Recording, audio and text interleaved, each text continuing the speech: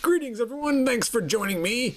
Back for another Godzilla figure review. If you tuned in last week, you probably saw that I reviewed the Bandai Creations Showa era Gigan. And this weekend, we are going to be taking a look at his more updated look from the more recent Godzilla film, Godzilla Final Wars from 2004. Gigan got a pretty kick-ass update. I mean, a lot of the monsters in Final Wars had a pretty sweet update, but Gigan was probably one of my favorites. He still has that guy in a rubber suit feel, which I still love, but either way, this one has that same feel to him, but he just looks a lot more, I don't know how to say updated, but he just looks a lot more freaking badass and metal. And spikes. Before I even get this started, I'm just gonna completely kind of go off topic here and just say I love Godzilla Final Wars. It is probably my favorite out of all the Toho Japanese films. I know some people will disagree with me, but Final Wars was just fucking off the charts. For me, the Godzilla movies are at their best when it's aliens from outer space, every Godzilla monster from the roster just thrown into one movie, and just absolute insanity. I mean, I know some people said the Matrix aspects of Final Wars were cheesy, but I fucking love that too, because then you have humans fighting, blah, blah, blah, and then you have giant monsters fighting at the same time. It was just insanity. And also, too, Final Wars has one of my favorite villains of all time.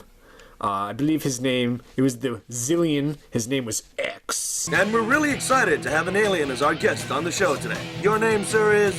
X. Is that your real name or a pseudonym? I chose it because I thought it expressed my origins well. Well, you know, like I come from outer space.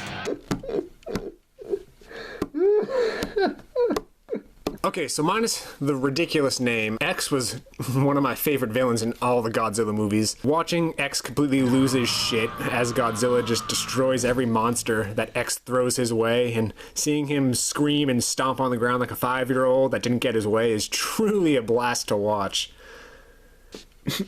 I freaking love X as the main villain, but getting off topic, X is not a part of this Gigan review, but X was the guy, or the main Zillion bad guy who was controlling all the monsters, setting them loose to wreak havoc on Earth. And one of the monsters under his control was Gigan from the Space Hunter Nebula M.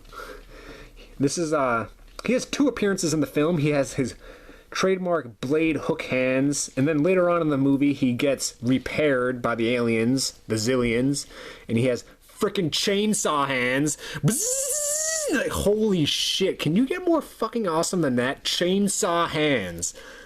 Ooh. Bandai Japan really put a lot of detail into this 6-inch or 6.5-inch figure.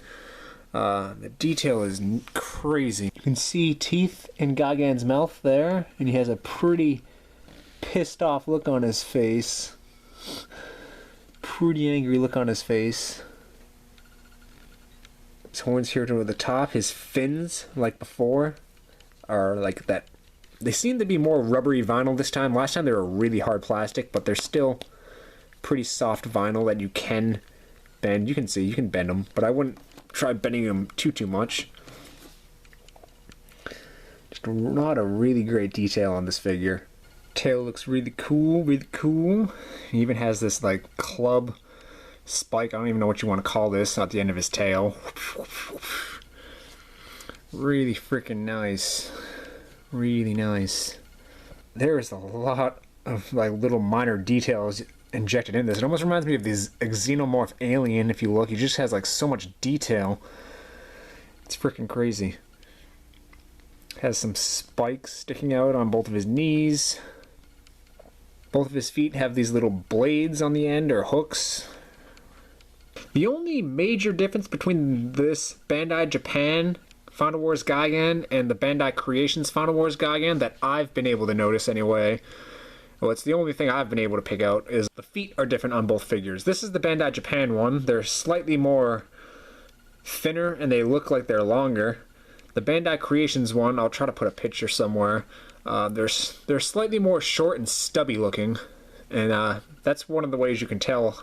Now for some articulation, the figure has 5 points for articulation. The arms can't go 360, they go about up to this point, because then they get hindered on his shoulder piece right here. They go up to about there, and then you can see they get stuck. So about to there, and then about to that point back.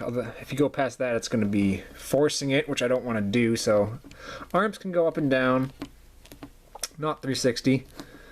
The head can go 360. I don't know why you would, but it can rotate 360. The legs can also go 360. Don't know why you would too, but they can.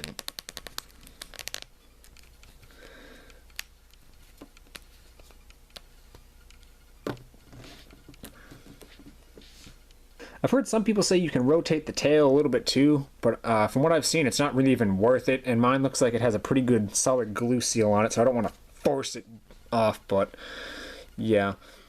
You might be able to move the tail depending on your figure and the condition it's in. A lot of Godzilla figures are stamped on the underside of their feet, but this one, probably going to be a little hard for you guys to make this out, but on the underside of his tail it says trademark, copyright, 2004-2005, Toho Company Ltd. You got some Japanese right here, 2005, Bandai 2005, made in China, with his stock number, I guess. A little hard to read on the underside of his tail, but it's there. So that about does it for the Bandai Japan Final Wars Gigan. He has a pretty spot-on accurate paint job to how he appears in the feature film. He's got this light bluish tint to him with some metallic-y metal colors, some black, and some red on his fins here, and his visor eye. The metallic metal colors are really freaking nice on this.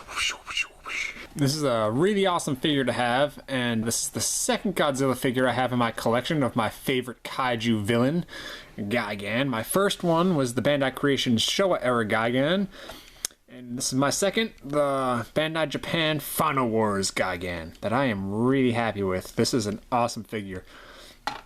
So awesome that he gets the awesome seal of approval. Check him out if you come across him, either the Bandai Creations version or the Bandai Japan version. Bandai Japan figures don't come with boxes, they come with tags on the figure, which sadly mine does not have. A little depressing, I wish I had the tag for them. Bandai Creation figures from the USA come packaged in boxes. That's like another difference between the two. But yeah, check them out if you find either version of them, unless you're dead set on either one. I mean, I think I prefer the feet here on the Bandai Japan one better, just because they don't look as stubby looking. Like, share, and subscribe to the RedHannya YouTube page, and post a comment down below, and tell me what you think of this figure, and do you have him, or do you have the Bandai Creations version? Hope everyone enjoyed. This has been another RedHannya review, and until next time, guys, I'll be seeing you next weekend. Take care!